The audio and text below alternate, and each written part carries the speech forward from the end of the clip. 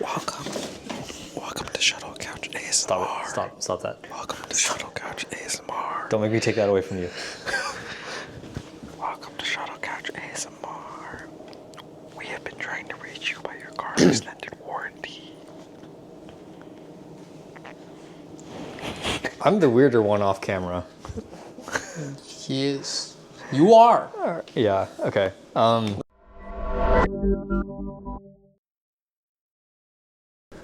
2 months? 2.5 months late? It's been a while. It's been 2 months, I think. This is end of January. Did we film end of January? Huh? Did we film end of January? I think so. Yeah, it was into the new year. Yeah. So, yeah, sorry to keep you waiting, but actually I'm not sorry because I have my own life. Okay? Right? Yes. And I also have my own life. yeah, and yeah, I don't actually care that much about you. They guys. don't need Anyways, you. yeah, this is yeah. So, I'm Eric, I'm Mori. and this is Shuttle Couch. Welcome back. All right, what are we talking about today? What are we starting with? Yeah, a couple of things I want to talk about today. Mainly just like the current state of like mixed doubles in BWF. I thought it was like pretty interesting, just because like this is not like recent, but this is like after the Olympics. I would say it's been super interesting to just see like what the moves have been. Not even necessarily like how people are playing, but just like how pairs are shaking up. I don't know. I think it's super fascinating. And then also just like the recent All England. Obviously, I am a Japanese person, so gotta rep my Nihon, Nippon. Yeah. Yeah, the what? Nippon Banzai. Exactly, yes, Nippon Banzai.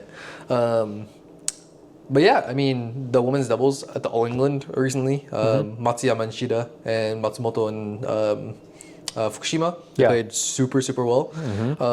Specifically, Matsuyama and Shida, they played like incredibly. So I want to talk about that a little bit, but right. just like Yeah, let's start there. pure Good. Yeah. vibes. Pure All right, vibes. Let's start there. You want to start with All England? Yeah, let's start with All England. That's that was the we're just gonna ignore that. I'm gonna leave that in. You actually leave that in? Yeah, we're gonna start with that because it's like a recent event, right? It's like kind of fresh. Well, not really. Anyway, it's like 2 weeks old, but it's like it's fresher in everybody's head. It was last right? week. It was last week. It's pretty recent. Yeah. Yeah, so we're gonna talk about a little bit about each event, like brackets, some things that we thought were interesting, just drama overall. Let's do it. Yeah, but before we get into it, first things first. All right, the gray court mats. Are you a fan? So it's a good.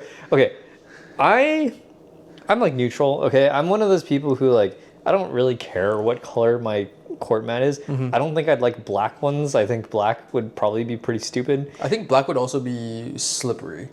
Probably, I think it'd be hard to make black like sticky. Yeah. So, you know, green's obviously the classic. There's been red World Tour Finals, right? Hate red. Red, you hate red? Okay. Or at least viewing like the gremlin I am like in my bed at like 2 a.m. It's a little harsh on the eyes. It's really harsh on the little eyes. bit. Yeah.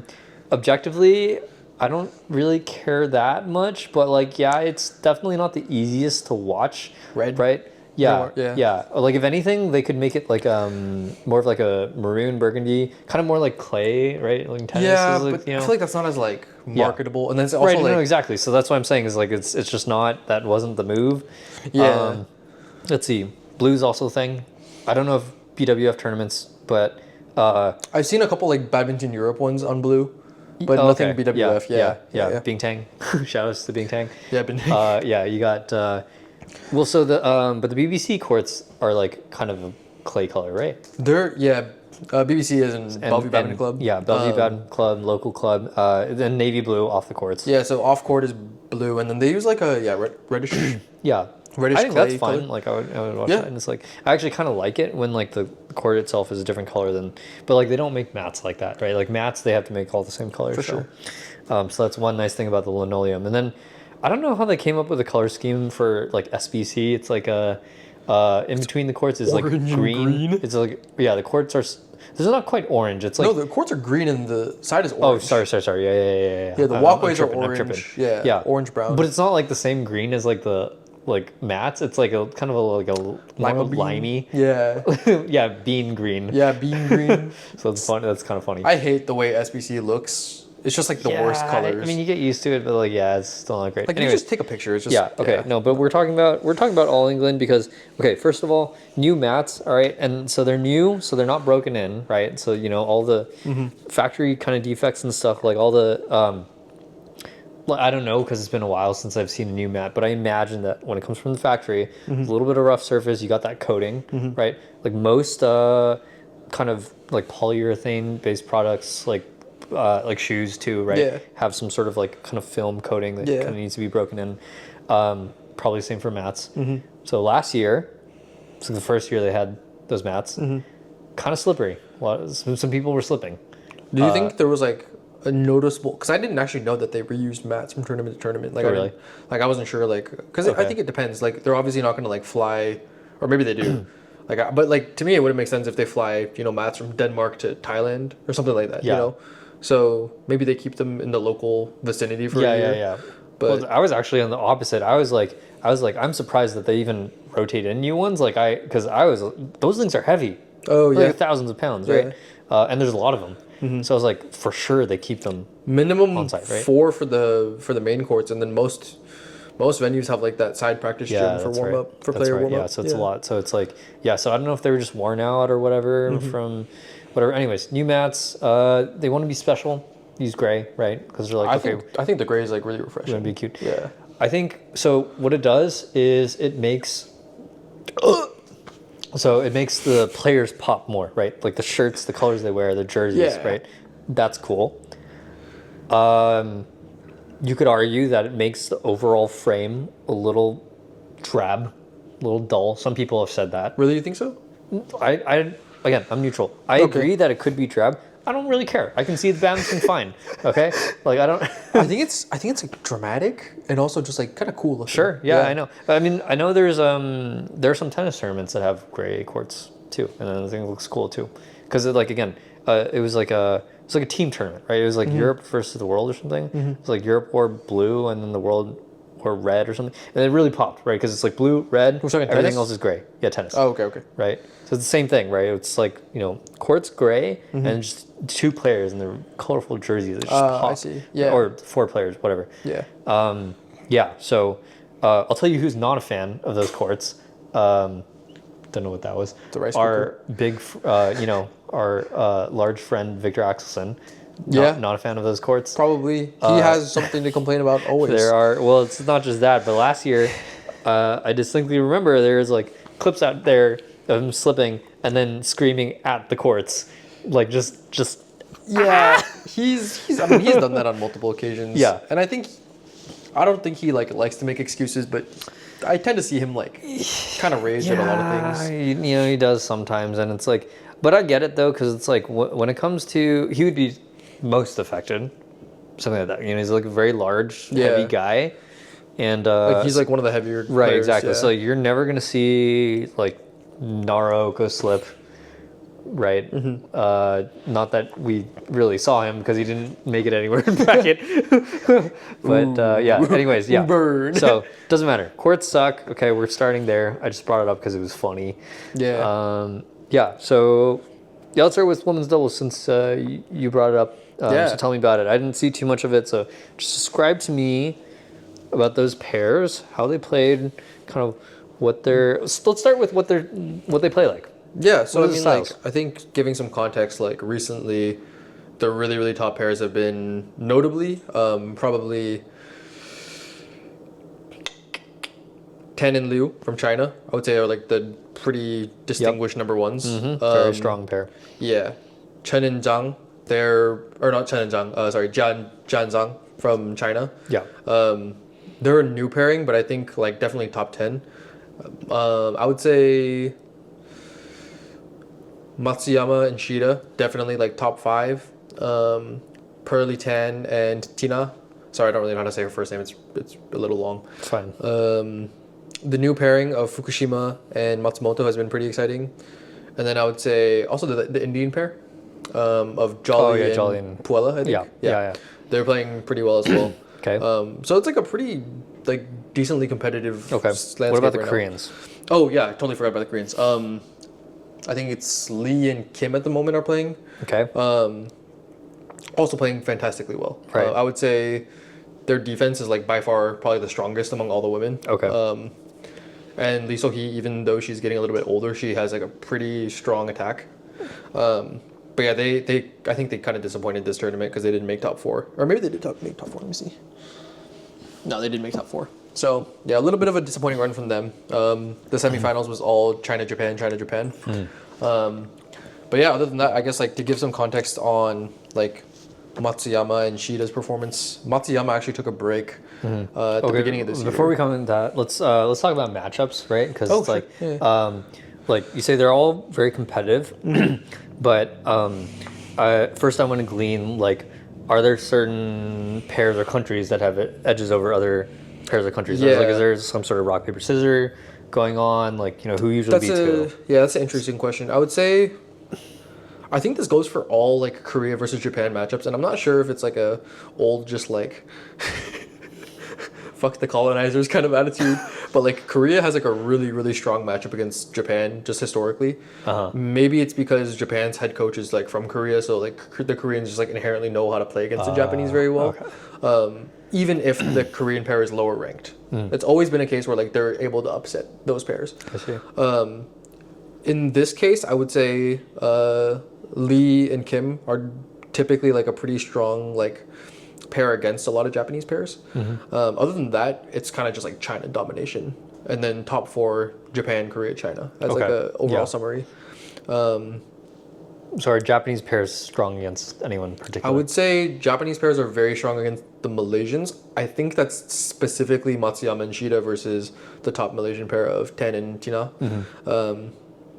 Yeah. Okay. But other than that, I would say it's a pretty level playing field. I would say the Chinese are like firmly number 1. The Japanese are probably like the second spot, and then I would put like, if the Koreans aren't playing against the Japanese, they're probably like 3rd or 4th. Okay. Cool. But yeah. Okay, so that's a good segue, right? Because you said they had a good record against Malaysians. So let's talk about their the actual matches that they played in the tournament. Yeah. Both pairs. So just start with one. Pick one and start. I guess to start, we're talking like Japan versus Malaysia.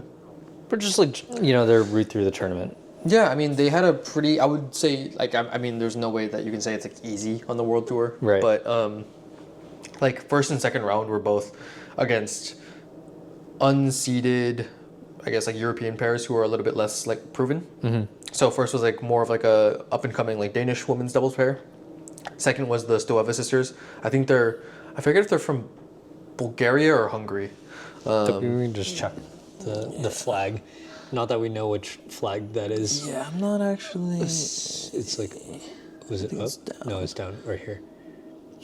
I think I'm gonna say they're Hungarian. Can we click on this? Like, oops, sorry. Hungary flag. Yeah. Let's go. Yeah, that looks like it. Okay, cool. Unless the flags are very similar. Oops. Yeah. But yeah, I would say the first 2 rounds were pretty easy for the Japanese. They went into their 3rd round against Tan and Tina. They have a very, very good head-to-head against them. I think it's like 10 plus wins and like 1 or 2 losses at this point. It's pretty brutal. Which is very strange considering the last few times they played, they always go 3 sets and it's always like 25, 23 or like something crazy overtime. Yeah. A lot of additional points needed. Like Ten and Tina are like, it's astounding to me that their win-loss is so bad considering like the percentage of points they're winning. They might actually win the point differential in the actual match itself. Really? Okay. Which is an interesting thing in badminton or in a lot of sports, right? Because if it's a win by 2 system, so you can whoever fills the buckets, right? Right. You can win by, or you can lose the match, but have 30% more points than your opponent. Exactly. Just matters how you win the games, right? Yep. But yeah, they powered through them 2 sets. It was pretty clean. Their next big test, I would say, was Liu and Tan, who they have struggled against in the past because Liu and Tan are just 2 monsters. Yeah. Like both of them are just so physically fit, and it honestly they play very much like a men's doubles pair. Yeah. They do full like 2-leg jump smashes. Yeah, jump smashes. Their defense is super strong. I wouldn't say there's anything like tactically like brilliant about them. Like obviously they have to be very good to be at that level because they're like they're firmly the number 1, I believe. Yeah. But like just their physicality is so strong. The amount of pressure that they put out, right? Yeah. It's like incredible.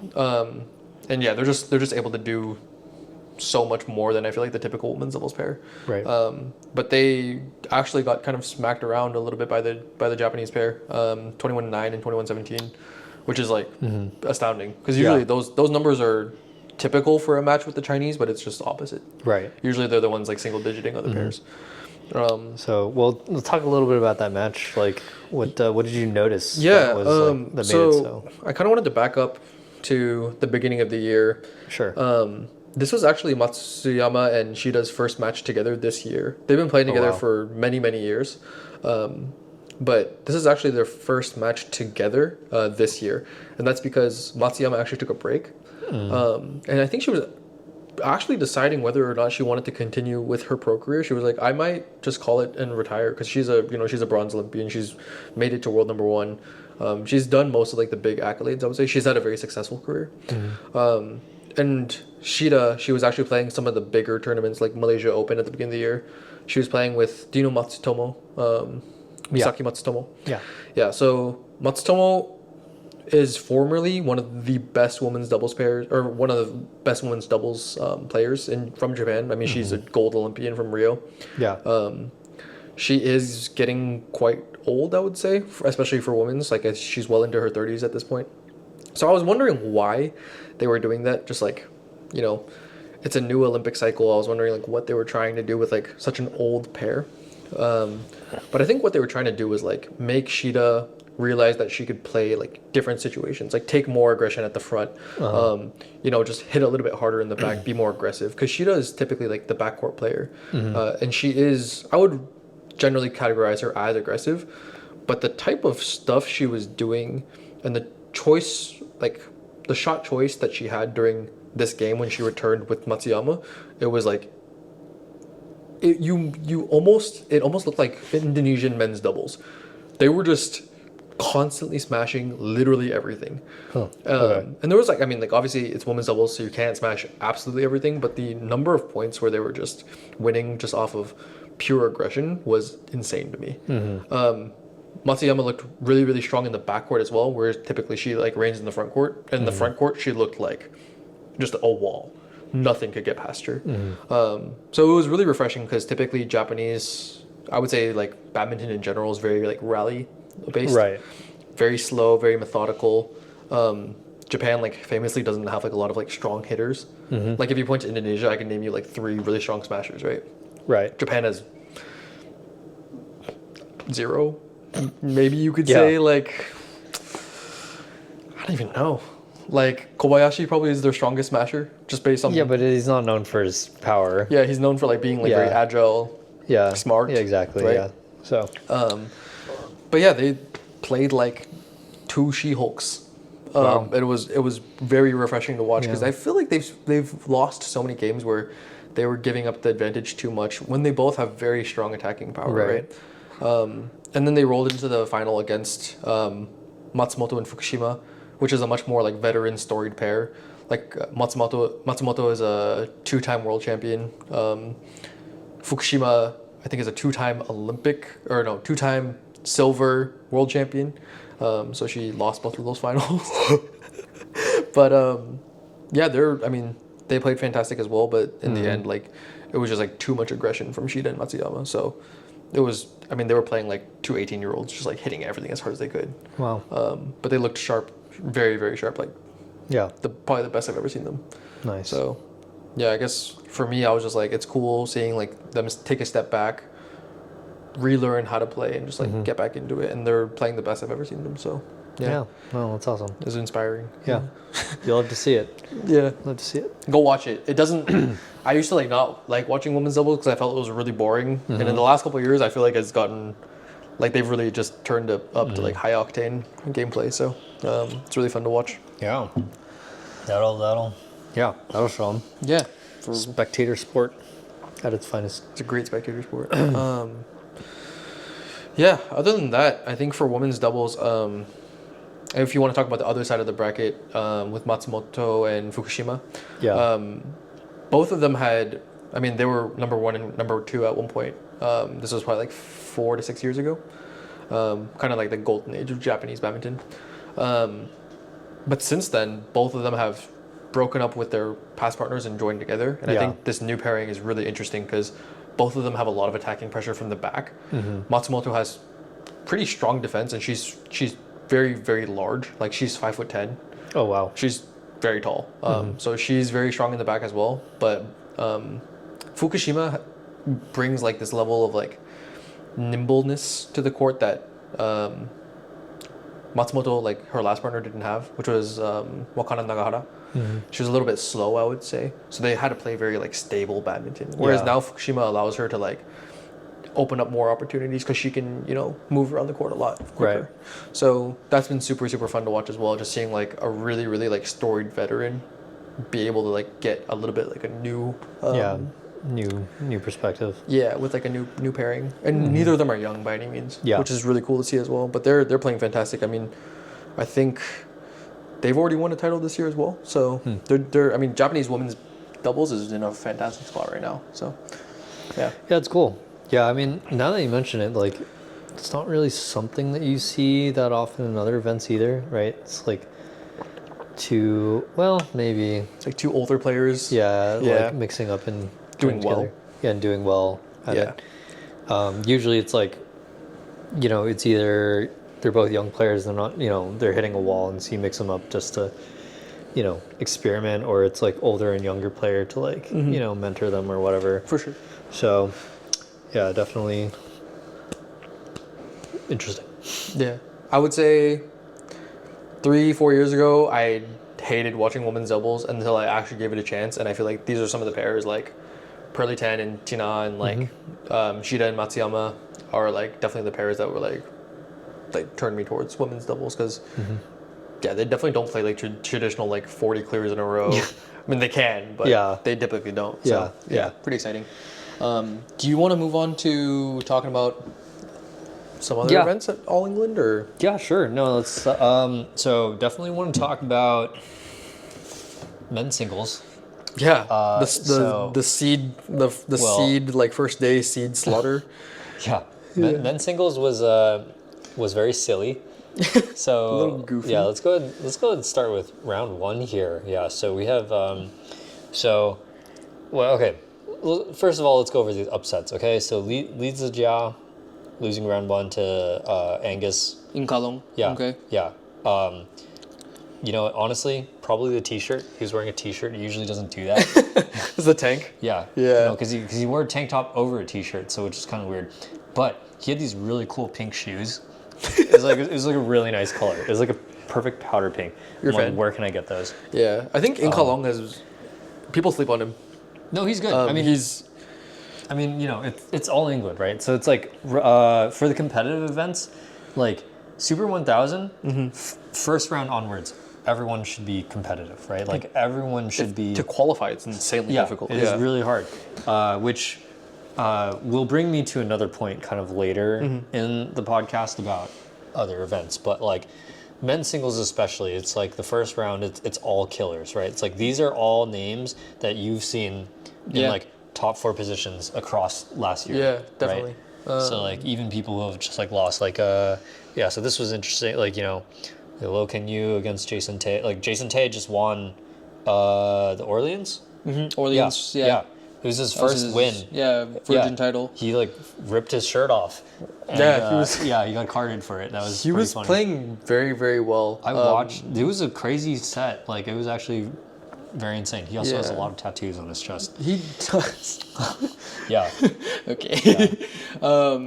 Jonathan Christie survived. Christie. First day. Yeah, but his second match looked kind of shit. So yeah, this was a weird one because like a lot of inconsistencies, right? So there were players who like did shit in the first round, they lost. There were some players that did well and then did shit and then they lost. Yeah. Right. So it was like very chaotic, right? You really couldn't tell who's gonna make it to the end, except of course for Shiuchi. Shiuchi just kind of Who just barreled through. Yeah. He's like Did he drop a set? no, he did. Okay, here, like, yeah.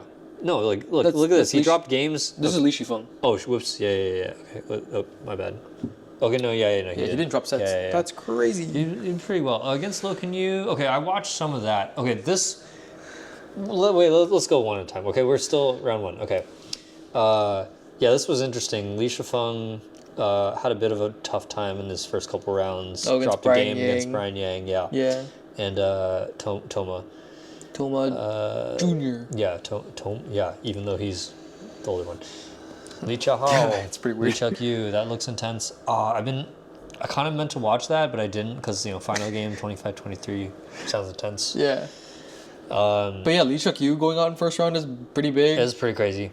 Naraoka going out to his yeah. I don't even know, I'm Yushi Japanese Tanaka. and I pay attention to these guys, but who the hell is Yushi Tanaka? Yeah, I've bro? watched him play. He's just another, I don't know, retrieving style. Everyone under Nishimoto, from the Japanese men's singles, is just kind of like NPC to me, right? It's like Takuma Obayashi. Okay, I know right? him. Yeah. Yeah, Yushi Tanaka. Yeah. Right? They're just like NPC, whatever.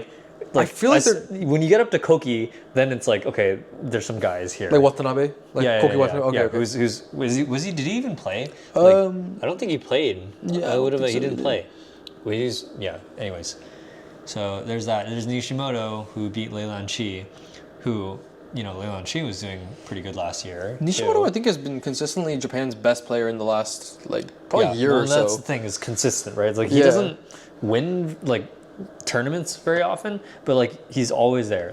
He's not getting first rounded very often anymore. Yeah, which he he's used to be just first round fodder. Round 2 quarterfinals, he's there, but he just doesn't really have that style. It's like that tournament winner style, right? Which this is another thing we're going to talk about in a bit, which is game winning or tournament winning, right? Let's see, Vidazarn, tough game against Wang Hongyang, who, by the way, won this week at the Swiss Open. Yes, yeah, I saw that. Congrats to him. Alex Lanier, cool, who beat Vidazarn next round. So that's that cool. to me is astounding that Vidazarn lost in second round. Yeah. Well, Alex Lanier, right? Total monster starting last year, just kind of out of nowhere. What was his breakout performance? Was it the it was the Super Open. 1000, right? I think it was Japan Open. That's 750. 750. Yeah. But he beat Cho Tianchen, and that was a crazy final. Yeah. It's no one expected him to win. He made it to the semis, and I'm like, okay, well, he's got CTC next, right? It's not going to happen. And then it happened. Totally insane. Great for European badminton. Yeah, definitely. I think. I mean, it's just great that it's not someone from Denmark. Yeah. Because Denmark, just historically, has exactly. that men's singles pedigree. Right. And I think the more interesting thing, he plays just a totally different style. Yes. Right? And he's a very unique style, and I think that's really good for the game. Right. He's I think it's interesting that when you go to Denmark, you see people who historically just have very, very strong attack typically. Yeah. They're tall, they're big, Right. I think Axelsen is exemplifies all of these traits the most. Peter Gaeta wasn't known for his power or anything, but typically you see very strong players. Right. You go to Alex Lanier and I would not say he's he's actually probably stronger Right. than the average player by a fair amount. But he plays very retrieving defensive He's more style. he's more of a mover. Yeah, and his defense is very Really good. Yeah. Really good. He's got good racket skills too. I think if he just kind of figures out how to use his attacks a little bit better, because he does, you can tell he has very, very strong attacks. Yeah. Maybe just that 1% better, I think he's going to go really, A really little deep. more variety or whatever. Yeah. I also, so his coach coaches him English, so you can kind of hear what he's saying. Okay. I really like the things that his coach says, right? I don't know what the other coaches are telling their players, all right? So let's take that with a grain of salt. Parlez-vous français? I don't, but he speaks English, so thanks for that. Perfect. But he's, his coach is really good at distilling the things he needs to tell Alex during the match, and he also pays attention to his mental state a lot. Oh, okay. Yeah. And I think that's actually a big reason as to why he has a really good coach behind him. Yeah. I think I wanted to talk about that a little bit. I think Lanier is actually, he's coming to a time right now where he's going to hit a critical mass where, Right. and I think he's actually getting past it with this performance at All England. Yeah. Because he made it past, I think he was semifinal? It was either quarter or semi. No, he made, he made his semis. He lost to Li Jiahao, who was in the final. Yeah. Okay. Yeah. So made it to semis. Yeah. Awesome, right? Right. I think after that, his first title in Japan against Cho Tianchen, I believe it's Japan. If I'm wrong, that's just tough. Someone correct me.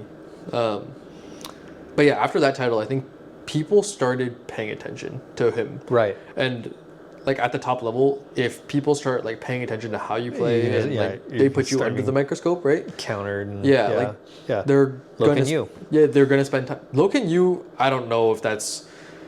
Honestly, I'm a Loken Yu hater. Like I like the guy, but in terms of like calling him like an elite player, I think.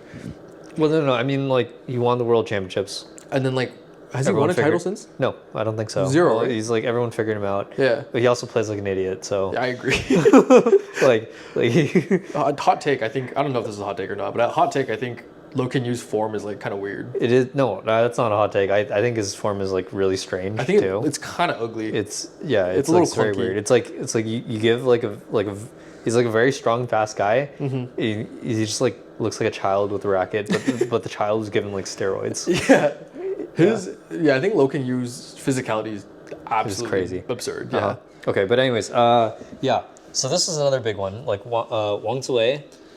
Yeah, Wang Zui. I didn't know this guy was still playing, dude. I thought he retired. Beating Antonsen. Yeah, dude. Very. What's the word? Like. Did you watch these games? I saw some clips, but he's like very scrappy guy. Yeah. Very determined. For sure. He's very. What's the word? Like resilient. Tenacious. Okay. Right. Again, doesn't like he has good attack obviously, but he doesn't have like super special like racket skills or anything. For sure. Yeah. He's like him and Lu Guangzhu also comes to mind. Like they're not like super flashy or anything. Lu Guangzhu to me is like NPC plus. Like he'll right. Yeah. Exactly. NPC plus, right? It's like they're just normal ass. He's just there to get like first rounded, and he'll have that occasional like makes it to semis. So I've had this question a lot and this keeps me up at night sometimes. Was like, so obviously there are some people right in some pros in badminton who like have talent, right? So they have some special sauce, right? Like Lin Dan obviously had something special about him. Lee Chongwei, that guy had some whatever. Even Axelsen, whatever. And then there's also the question of like if you just take a random person like in the world and like if they got all the training and resources from when they're young, how far can they make turn it? into Wang Zui. Yeah, no, exactly. But that's exactly my point, right? It's like I do think that anyone can become like top 50 in the world. Like with the right resources and the right background. You don't have to have anything special about you. You just have to work hard, right? And then, but there's a very clear divide between people like that and people who do have like something a little special about them. I would challenge that a little bit. I would say there's probably like maybe not like anybody can get to like top 50 because 50 is pretty aggressive. I would say like top like couple hundred, and then to break into like the top like maybe like 40-ish. I think that's another like level of like okay, when you have a little extra sauce. Top 40, yeah. And then like what you're talking about, like well, like some of the Americans are like even in the top 50 though, right? Like that's fair with like less resources. So it's like and I think that is true. Yeah. So well, it kind of that doesn't go against my point necessarily. What I mean is that like I've thought for a long time that for like a lot of sports or like games or whatever, like sometimes it just takes the right resources, and that's more important than like talent, right? Sure. But you can kind of tell. But anyways, look back to our NPC plus. Wang Zui, beats Antonsen, right? Antonsen, someone who does have a little bit of that spice. Hard worker, but I would say has a little like he's definitely got some brain cells. A little more brain cells than like some of the other people. I think Antonsen on tour needs therapy. No context. Yeah. No follow-up. Yeah. Well, I mean, there's that. Was that time you like screamed at the umpire? Like, I hope Gil watches this. Yeah. He name dropped Gil and then Joe Clark. Yeah. Okay. And she was actually commentating that match. She was. Yeah. Right. It was pretty. Dude, funny. he's weird. Like the really weird. line judge coughed and he was like, "You distracted me." Yeah, exactly. The crazy shit was the umpire actually played a let and let him replay the point, dude, and I was like. I think. This is like in Indonesia, like everyone's screaming and stuff. Like you don't get a let just because someone like screams because that happens. There are air horns in the crowd. Yeah, I was like the quietest thing is the line judge going. Yeah, and then there was that there's also that weird set he had with Nishimoto where like the serves with the serves, and then the one where he even caught it with his racket, which should have been a fault. And, Yeah, and he's just like, I'm not ready, bro. Yeah, exactly. Yeah. And then the umpire for that one was like kind of sus too. Anyways, Wait, hold on. Speaking of umpires, there was an umpire recently. They just did some. What was it?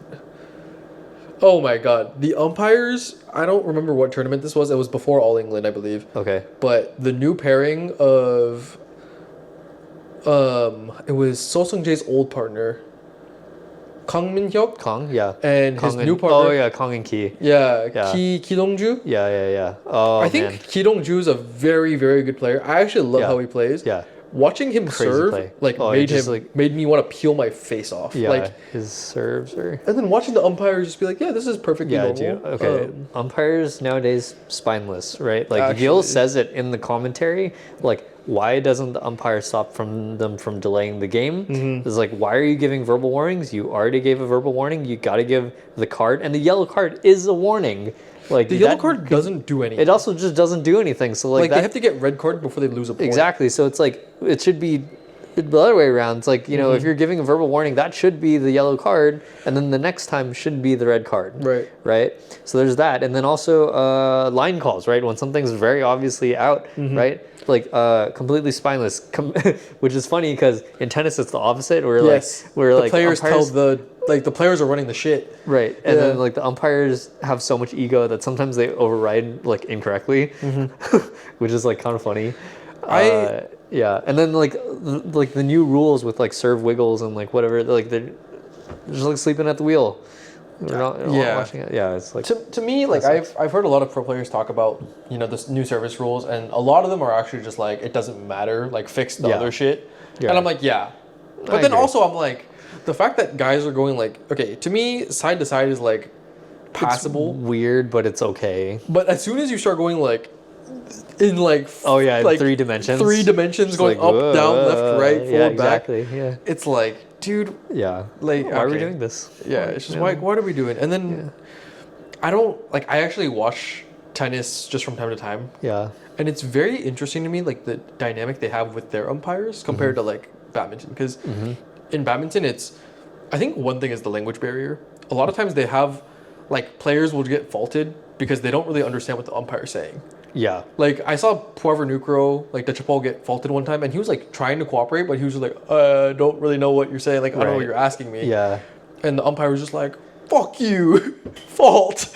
And then I was like, dude, like, Yeah. guy's trying his best. Yeah, I think that's one problem. But like in tennis, I think what's really cool is, they have like a VAR system where they'll actually like go back like and show check. you. Yeah, Yeah, because like, yeah.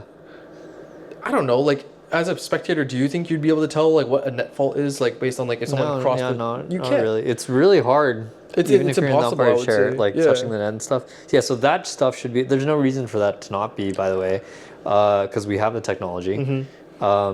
And it could be like people complain about it in baseball too, right? For the longest time, like there are some things you can challenge, and there's some things you cannot or you couldn't for the longest time, and they're trying to change that, right? Like they're trying to make like called strikes and balls more automated, Yeah. and stuff like that. Like less. Right, because that's horrible for the game. And yeah, it's, I mean, the same thing for badminton. It's like when it's so clear in the video, or it could be more obvious. Like, why not? Right? People are calling for it. For sure. I think probably the hardest part is like ensuring that there will be standardized equipment across tournaments, right, in different categories. Probably. See, I would challenge that notion because of But I guess there's the fact that I'm watching it on that I can see the replay and Yeah, the yeah, umpire yeah. and the players don't get to see that is Yeah. like crazy to me. Yeah, and I guess like at all these tournaments, like they have Hawkeye set up too. It's like if they have that set up, then surely they can set up a They have standard and they have slow-mo cameras camera. for the net. They have cameras Yeah. for the back lines, Yeah, right? that's right. Yeah. So I don't know, man. That's Whatever. that's a crazy tangent. Okay. Anyways, yeah. So I want to talk about more of this like weird shit. Wait, okay. hold on. So this is One more thing. Yeah, sure. Our favorite stringer, Sean, Yeah. of all play, Uh huh. he hates Wang Ziwei. So Oh, really? shout out Wang Ziwei. Wait, why does he hate Just like because he just hates how he plays. hate it? Oh, It's- as he plays. Okay. it's so Which is funny. funny. It's like Just bring it he's up to also him one day. Taiwanese, so it's like I wanted to know if he like actually just knows him personally. He's just like, I fucking hate that guy. I think Wang Ziwei's from Pei and Sean's from Kaohsiung, so I don't think they really? he would know. Okay. But I know like He hates how he plays. Okay, so let's actually talk about it. I know it's like, I know you brought it up as a joke. Sure. So what does he not like about it? I actually have no idea. I also think really? it's like I think in Taiwan Wang Ziwei has a nickname called like 羽毛球的王子, like he's like the prince of badminton because like Wang Ziwei, right? Okay. So it's like Wang Zi, Yeah. like Well, he prince. doesn't look like a prince. Yeah. I mean, he seems cool, but Yeah, like, yeah. He, like, I think Sean just thinks it's like mega cringe that his name is I mean, like I the, think- the prince of I badminton. think it's kind of cringe. I think it's kind of funny that it makes him so mad. Yeah. So I always, and I think That's it's also because like Sean's last name is also Wang. Oh, okay. So he's Yeah, just yeah, like, don't associate me with this Yeah. fucking guy. Okay, and I yeah. feel that too. Like my Yeah. last name is Saito, Uh-huh. and like there's 2 Saitos in the world tour. One of them's decent, like Uh-huh. Natsu. She plays in mixed Yeah, doubles. yeah, yeah. The other That's one's right, like yeah. Koga and Saito. Yeah, yeah, yeah. And that guy's a fucking idiot. Like Oh. that guy sucks. Yeah. Like he's top 16, but like every time I watch him play, I I'm never like, thought he was that bad, Well, but okay. he's like he's just NPC. I think compared to Koga, because I think Koga is actually Koga's super cool. slept on. Yeah. If he had like a really strong attacker in the back, he would Yeah, be like insane. Kobayashi. Yeah. Yeah. But yeah, because Saito he has a T name as well. It's T Saito. I'm also a T Saito. Oh, okay. I want his jerseys, but I didn't want nothing to do with him. Right. Because Yeah. that guy. Okay. Then. Okay. Sure. Yeah, Anyways. Yeah. Sorry, I no. digress. But it's speaking of nicknames though. So I'm not a part of this, but I'm told there's some like badminton, maybe it's our badminton Discord or Reddit or something like that. So one of my high school friends is in it, and there was a tournament where Alicia Feng like completely choked. I think it was the Indonesian Open where he lost to Brian Yang. Okay, and then Maybe. Brian Yang went to the semifinal or the no, finals. the finals. Yeah, against he beat Ginting, right? Ginting. Yeah. Or he beat Ginting and then lost in the finals to Kento. no, It had to have been Indonesian, right? Shiuchi. Maybe, I don't know. Anyways, it doesn't matter. but he lost in the finals. I But remember. he lost in the finals. But when he lost to Li Shifeng, apparently they were flaming the hell out of him. And I don't know if this nickname existed, but For like, Brian Yang or for Li Shifeng? for Li Shifeng, Oh. they were calling him Li Shit Feng. Li Shifeng. And then so I was watching. So Li Shifeng played Shiuchi in the semifinals, right? Mm-hmm. Right, and so it's on the TV, and I was like, as to Jay, I was like, hey, look, and she's like, oh my god, look, it's Shit Yuchi. I'm like, no, it's the other guy. It's Shiuchi catching strays. I know. I was like, no, he's actually good. He's like, Yeah. okay, anyways, sorry, this is funny. I personally don't fuck with Shiuchi. But Well, okay, here's the thing: you have to respect it because he has all the tools. I'm not saying he's not good. I I know. think he's probably the best player at the moment. At the moment, right? Yeah, I don't But- think there's anybody who is actually like that close. Yeah. Yeah. I just- I agree. Yeah. There's no fire in my heart that's just like, oh my god, you know, like, oh, Like, I love this guy. shout out Gasper, my roommate. Oh yeah, does he We've like had very Shiuchi? very few disagreements about just living together because he recently moved in with me. Right, but that's one of your. But like, I'm a Momota man, yeah. and he's a Might have to- Shiuchi stan. Yeah, I might have to kick him out for that one. Eviction notice coming soon. I know. Yeah. Yeah, but I was saying like, you know, you still gotta respect it. It's just like he's got tactics. He's like he's decent physical condition. He's got a lot of tools. It's more like I've been saying this about Axelson too. It's more like because I'm not really an Axelson fan either. Yeah. I'm not at all. Yeah, so it's just like I'm just more salty that like other players just haven't put in the work to get to that level, right? Yeah. It's like they're the top right now because they have put in like the most dedication and training, and probably have a lot of resources, maybe more than some other players, but they're also the most well-rounded, right? Like they have the most well-rounded skill set, and that actually is a good segue into my next topic, which is like we were talking. I brought up earlier, players who can win games but not tournaments, Sure. right? So what comes to mind is the Taiwanese, right? We talked about like Talking about men's singles players here. yeah. Okay. Naroka, right? Yeah. Like can't win tournaments. He wins games. He doesn't win tournaments.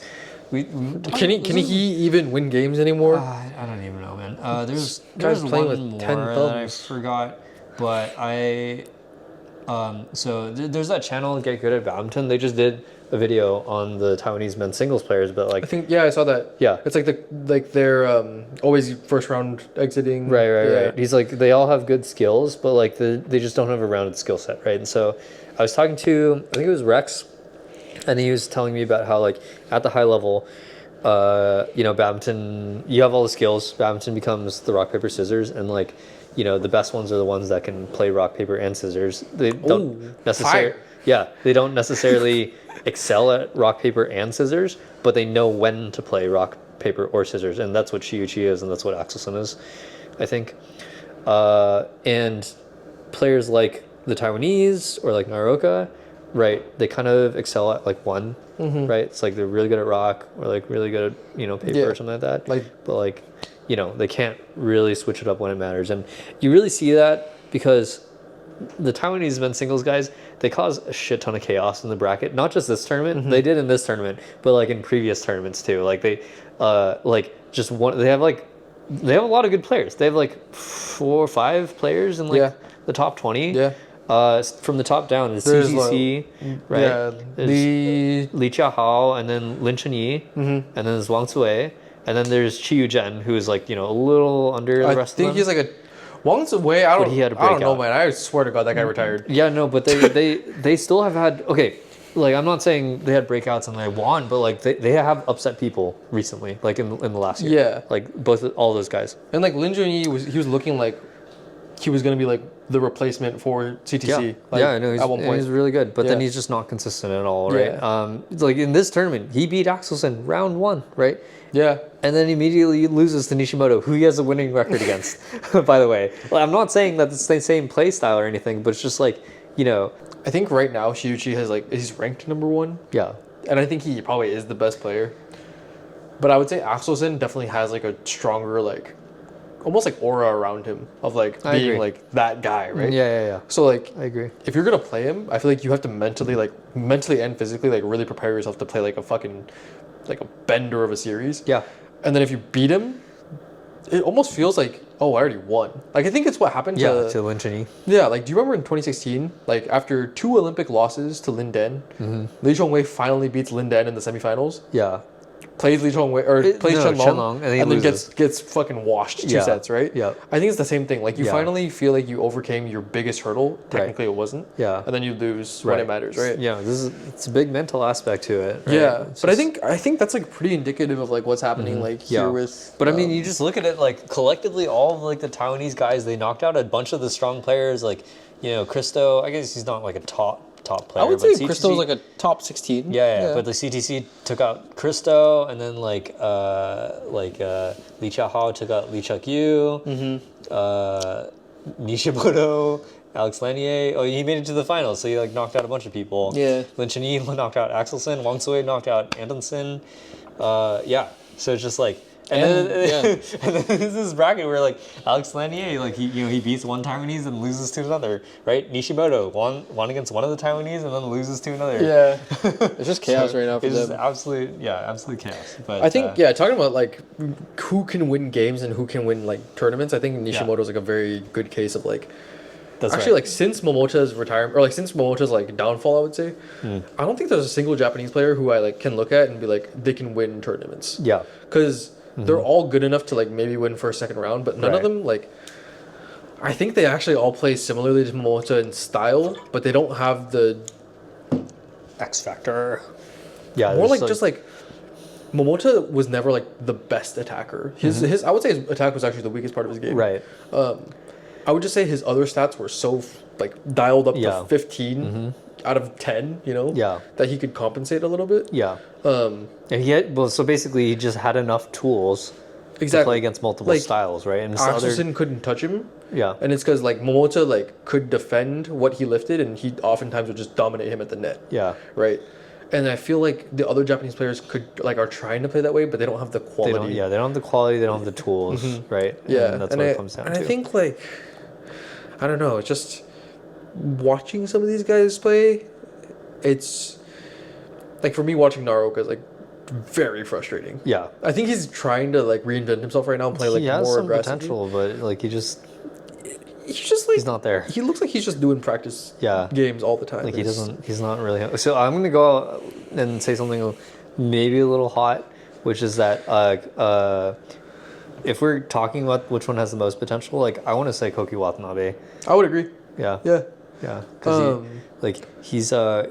he's got some stuff, like making plays happen. Yeah, I think he's the closest to in style and skill to Momota that we have. In the like modern, like in this current like era. In the meta. Yeah. Yeah. I think Nishimoto actually doesn't play like super like. He plays very just like cookie cutter men's singles. I think. Yeah. Which is like not bad because he's very good. Very textbook. Yeah, very textbook. But he's yeah. No, so for some things that's good. For something that's not. Yeah. No, Like, for sure. I think it pales when you play against Axelson, but like. Oh yeah, no, I don't. He doesn't have like an ice cube chance in hell against Ice Cube chance. Yeah, seriously. Yeah. We need to film an outro, don't we? What did we do last time? I don't even remember. This has been Shuttle Couch ASMR.